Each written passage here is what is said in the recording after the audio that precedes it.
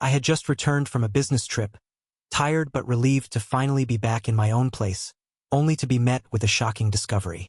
My sister and her kids were now living in my apartment, with the blessing of my parents. Hey everyone, before diving into this, let me say quickly, if you enjoy this kind of story, make sure to hit the subscribe button.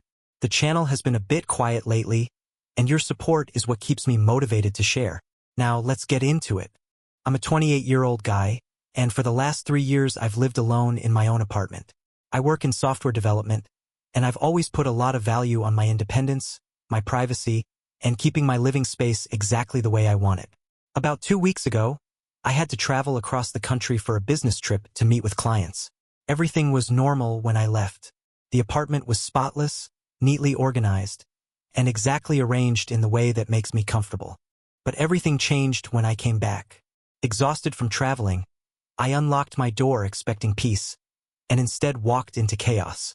My sister Lila, who is 25, and her 3 kids, aged 7, 5, and 3, had moved themselves into my home. And I don't mean they came with just a couple of overnight bags. I mean they had rearranged the furniture, filled the refrigerator with food I never purchased, put children's clothes into my spare bedroom, and scattered toys across every room. For a brief moment, I thought maybe I had walked into the wrong apartment. But then Lila walked casually out of the bathroom, completely unsurprised to see me. "Oh, you're back," she said, like this was all perfectly normal. "Mom said you'd be home today." I just stood there in shock, still holding my key in the door. Before I could even react, her kids came running up, excited to see their Uncle Adrian. Meanwhile, I was still trying to process how my entire living space had been taken over without warning. When I finally managed to speak, I demanded to know what on earth was going on. Lila explained that she'd been having problems with her landlord and just needed a place to stay for a little while. Apparently, my parents had told her it was fine to use my apartment while I was gone. "They said you wouldn't mind," she added, as if that somehow made this whole situation acceptable. I was furious. Nobody had called me, nobody had texted me, and nobody thought it necessary to ask the actual tenant, the person who pays rent every month, if it was okay to move an entire family into my place. I immediately called my parents, expecting them to apologize or explain. Instead, I got the opposite. My mom answered, sounding relieved, "Oh, Adrian, I'm glad Lila found somewhere to stay. Her landlord was being unreasonable." When I pointed out that they had no right to let someone move into my apartment without asking, my dad jumped into the call. He told me I was being selfish and reminded me that family helps family. He argued that I had plenty of space and it wouldn't kill me to help my sister out for a while. I explained that the whole reason I pay for my own apartment is because I want my own private space. I work from home when I'm not traveling, and having 3 little kids running around makes that impossible. Not to mention, my lease specifically prohibits long-term guests unless management is notified. Their reply? "Well, she's already settled in now. You can't just kick her out." Except actually, I can. There's my name on the lease. Still, they tried to make me feel guilty, like I was the unreasonable one for wanting back the place I work so hard to afford. Lila was already telling her kids they'd be staying with me for a while. But when I asked her what that really meant, she dodged the question. She insisted she was looking into options, but clearly hadn't made any concrete moves to secure her own housing. Right now, unbelievably, I'm sleeping on my own couch because Lila and her kids have completely taken over both my bedroom and the spare room. My once carefully arranged apartment is now pure chaos. Toys are scattered everywhere. The kids make noise from morning to night, and I have zero privacy left. I finally told Lila she has 1 week to find another arrangement. My parents claim I'm being cruel, but I can't see how it's fair to expect me to surrender my entire home without even being consulted. Am I really the selfish one here? Or am I just trying to reclaim the space I pay for? Update: the unauthorized key. Thanks to everyone who responded to my first post. The support helped me feel less insane for being so upset. Things have escalated since then. Many people suggested I figure out how Lila even got into my apartment to begin with. So I asked her directly. Turns out she didn't break in. My parents gave her a key. Yes, you read that correctly. My parents had a spare key for emergencies only, but they decided to hand it over to Lila without ever mentioning it to me. When I confronted them, their excuse was infuriating. "We knew you'd make a big deal about it," my mom said. "Lila needed help and you were away. What were we supposed to do? Let her and the kids be homeless? I pointed out that there were plenty of alternatives.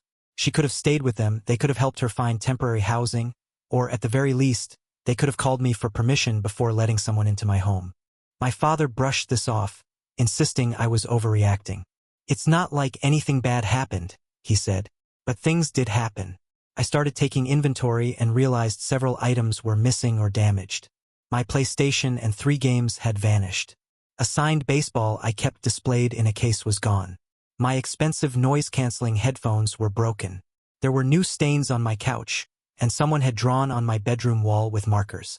When I asked Lila about these things, she got defensive.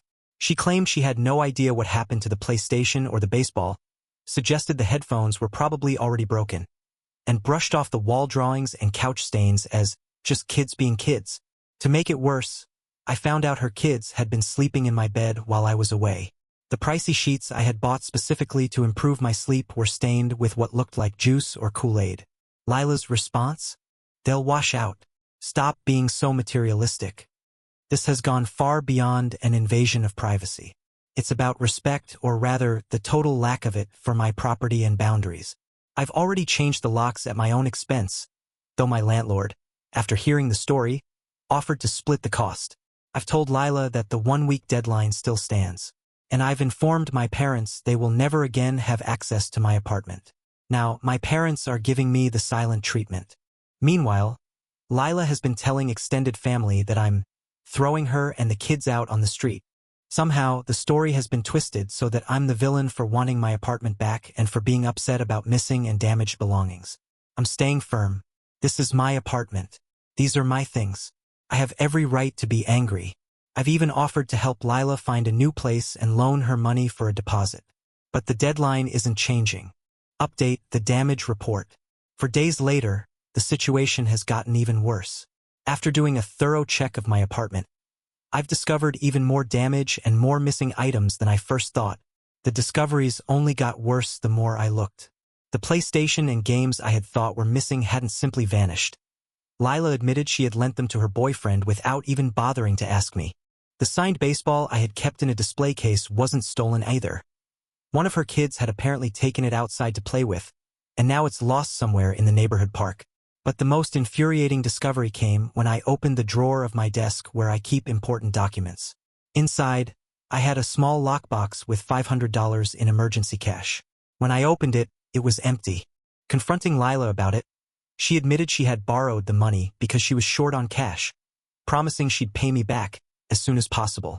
She gave no timeline, no apology, and no acknowledgement of how serious it is to take someone else's money without asking. I started documenting everything. I took photos of all the damages, made a detailed inventory of every missing or broken item, and calculated the total loss at nearly $2,000. I sent this entire list to both Lila and my parents, making it clear that I expected to be reimbursed. Their responses were entirely predictable. Lila claimed she simply didn't have that kind of money and had no way to pay me right now. My parents accused me of being petty and nickel-and-diming my own sister while she was going through a difficult time. Meanwhile, the deadline I set for her to leave was fast approaching, and she showed no sign of preparing to move out. Instead, she doubled down on the guilt trips, using her kids as leverage. She even looked me in the eye, with her children sitting there, and asked, "Where are we supposed to go?" The youngest started crying, which of course made me feel awful, but it was manipulative, and she knew it. Digging deeper, I discovered the truth about her housing crisis. My parents had implied she was on the verge of homelessness, but the reality was different. Lila had been evicted from her last apartment after failing to pay rent for months, despite already receiving financial help from my parents during that time. This wasn't some sudden catastrophe. It was the result of a long pattern of irresponsibility, and now everyone seemed to expect me to fix it. The situation inside my apartment got worse by the day. Lila seemed to have stopped making any effort to clean up after the kids, almost as if she was punishing me for insisting they leave. Toys piled up everywhere, dishes stacked in the sink, and the bathroom looked like it hadn't been cleaned in weeks, despite the fact that they had only been there a short time.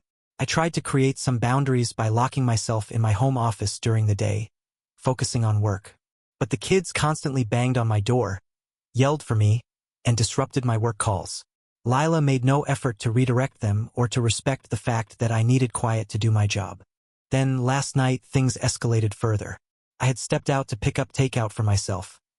Partly because Lila had been complaining earlier that I wasn't helping enough with groceries. When I returned, I found her boyfriend sitting on my couch, drinking one of my beers, and acting like he lived there.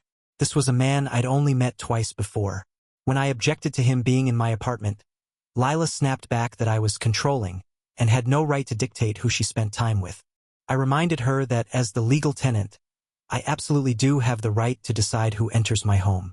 The exchange turned into an uncomfortable standoff until her boyfriend finally left, but not before sneering at me that I was a real jerk to my own blood. As if this wasn't enough, my parents started enlisting other family members to pile on the pressure. Within days, I had calls from 2 aunts, an uncle, and even my grandmother. Each of them repeated some variation of family comes first, and scolded me for not being more understanding of Lila's situation. At this point, I also spoke with my landlord. To my surprise, he was very supportive. He confirmed that having undeclared residence in the apartment violated the lease terms but assured me he would work with me given the circumstances. He also suggested that if Lila refused to leave, we might need to begin formal eviction proceedings, even though she wasn't on the lease. I hated the thought of it, but it was becoming increasingly clear that I might have no other option. The deadline was only 3 days away. Update: eviction proceedings begin. As many of you might have guessed, the deadline came and went. Lila made no attempt to leave or even search for another place. Instead, she stood her ground and told me outright that she knew her rights and that I couldn't legally throw her out without proper notice.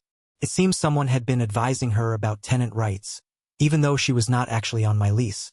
After consulting again with both my landlord and a lawyer friend, I decided to make things formal. I delivered Lila a written 30-day notice to vacate, both in person and through certified mail, so there could be no dispute that she had received it. Her reaction was to laugh in my face. "Good luck with that," she said mockingly. "I'm not going anywhere." When my parents learned about the formal notice, they lost it. My dad called me, furious, shouting that I was destroying the family and that he hadn't raised me to be like this.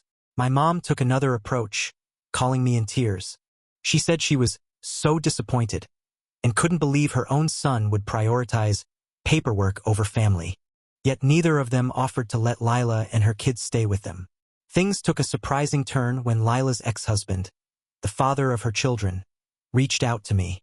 Apparently, Lila had told him that the kids were staying with my parents, not crammed into my apartment. When he learned the truth, he was furious. He expressed real concern about the kids' living conditions and told me he had been trying to gain more custody anyway. After hearing my side of the story, he offered to take the kids full-time until Lila secured stable housing. When Lila found out that I had spoken to her ex, she exploded. She accused me of trying to steal her children and going behind her back. Her hostility grew so intense that I didn't even feel comfortable staying in my own home anymore. I temporarily moved in with a friend, all while still paying rent for my apartment. And then came the most shocking development yet. My landlord called to inform me that there had been a noise complaint from my unit. When he went to investigate, he found not only Lila, her kids, and her boyfriend, but also 2 additional friends of hers who had apparently moved in as well. That was the final straw for my landlord. He is now fully backing eviction proceedings, which have officially been filed against Lila as an unauthorized occupant. Because she has effectively established residency, we have to go through proper legal channels. Thankfully, my landlord's attorney is pushing to expedite the process. I've made it clear to Lila, if she leaves voluntarily before the eviction is finalized, I won't pursue legal action for the damages and missing items. Otherwise, I will take her to small claims court for the full amount. Meanwhile, my parents have shifted tactics. They went from outrage to attempts at negotiation. They even offered to pay for a hotel for Lila for 2 weeks if I agreed to drop the eviction. They claimed this would give her time to find a place without an eviction on her record. But I refused. I pointed out that 2 weeks would just turn into another last-minute plea with even more pressure to let her stay. Now, the extended family is split. Some relatives quietly admit they understand my side and have expressed support. Others still paint me as the villain, the heartless brother kicking his sister and her kids out. Some relatives have quietly told me they understand my position and even offered private support. Others continue to paint me as the cold-hearted villain punishing my sister and her kids for my own selfishness. Through it all, I've made sure to document everything. The condition of my apartment, the presence of unauthorized occupants, the list of missing items, and every text or phone call. My lawyer friend has repeatedly reassured me that I'm on solid legal ground, no matter how much family pressure I face. Perhaps the most unexpected part of this ordeal has been the shift in how I see my parents. I've always known they tended to favor Lila, but the extent to which they dismissed my boundaries and disregarded my rights has been eye-opening. Looking back, I can see this pattern stretched throughout our childhood. Lila creates problems, my parents enable her behavior, and I'm expected to quietly accommodate them both. For the first time, I decided to break that cycle. It has been both empowering and painful. Final update, resolution and reflection. 2 months have passed since my last update, and I am finally writing this from inside my own apartment again. The situation is resolved now, though not without serious fallout in my family. First, the outcome. Lila and all of her unauthorized guests were legally evicted. The court process dragged on longer than I'd hoped due to delays, but eventually the sheriff came to enforce the eviction. That was about 6 weeks after my previous update. Lila herself wasn't there when it happened. She had left 2 days earlier, taking what was left of her belongings with her. The state of my apartment was horrendous. Beyond the earlier damages I had already documented, I discovered new destruction. Holes punched into walls, broken furniture, stained carpets, and what looked like deliberate damage to some of my personal belongings. My landlord, while sympathetic, required me to restore the apartment to its original condition. I ended up paying around $3,700 out of pocket for repairs just so I could return home sooner. As for my possessions, I ultimately decided to pursue Lila legally.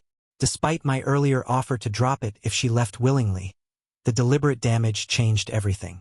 I filed a small claims case and was awarded $2,150 for the stolen and ruined items, plus the $500 she admitted to taking from my lockbox.